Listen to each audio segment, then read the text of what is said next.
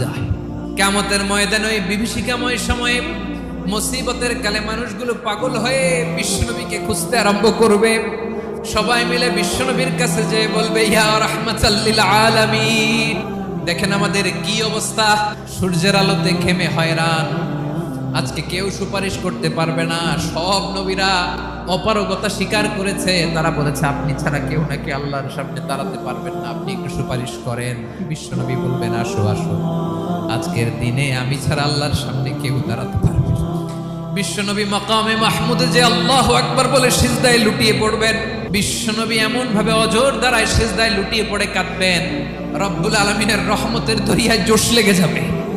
রব্বুল আলামিন এই দৃশ্য থেকে সহ্য করতে পারবেন না। রব্বুল আলামিন বলবেন, ইয়া মুহাম্মদ ইরফা রাসাক, ও নবী আপনি মাথা তোলেন, যা চাবেন তাই দেব, ওয়াশফা তুশাফা, যার জন্য সুপারিশ করবেন তার সুপারিশ কবুল করে